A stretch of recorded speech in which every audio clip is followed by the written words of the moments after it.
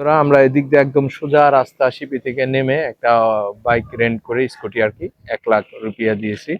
অবশ্যই আপনার বাইক গুলো একটু চেক করে নেবেন ভালো করে, কত লিটার তেল ভরা আছে, কোনো স্কেচ ভাঙ্গা টাঙ্গা আছে কিনা।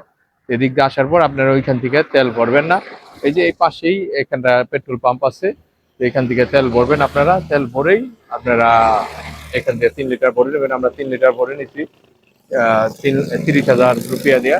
এরপর আমরা এই যে এই হোটেলটা বুক করছি, একবারে পেট্রোল পাম্পের পাশেই হোটেলটা, এখানে খাবারের রেস্টুরেন্টও আছে। এই যে হোটেলের নাম এটা, হোটেলের ভিতরের দৃশ্য আপনাদের আমাদের রুমটাও দেখাই। খুবই সুন্দর হোটেল, আমি আগুরাতে বুক করছি, তবে পেমেন্ট ক্যাশ দিয়ে দিছি। 2,50,000 টাকা নিছে আমাদের দুজনের জন্য, ব্রেকফাস্ট সহ। আমাদের রুম হইলো আপনার ভিউ, আপনার সি ভিউ।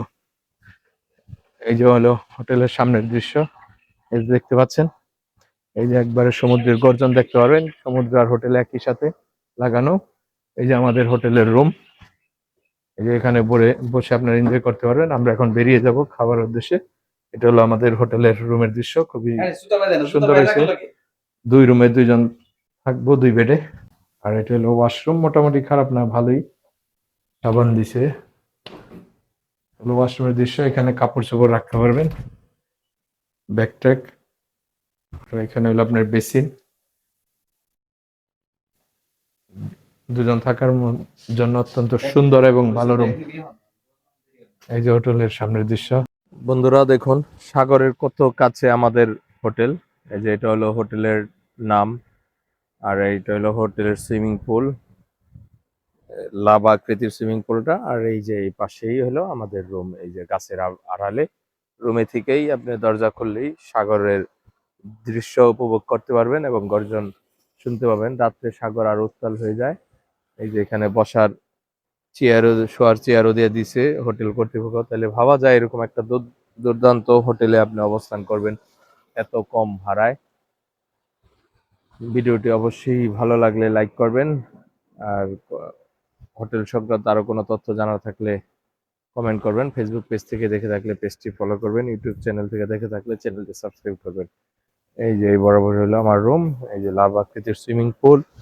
ওই যে 2টা পর্যটক কি করতেছে, মনে হয় যেন মাছ ধরতেছে, কি টুকাচ্ছে যেন তারা, ফরেনার পর্যটক।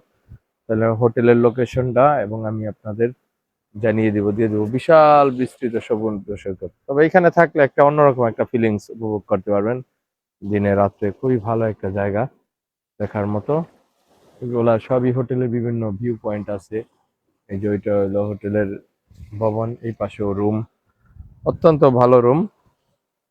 আমি আসলে বাজেট ট্যুর করি এবং বাজেটে কিভাবে আপনারা কম খরচে বেশি উপভোগ করতে পারবেন সেই সংক্রান্ত তথ্য দিয়ে থাকি, সুতরাং আমাকে একটু সাপোর্ট দিবেন।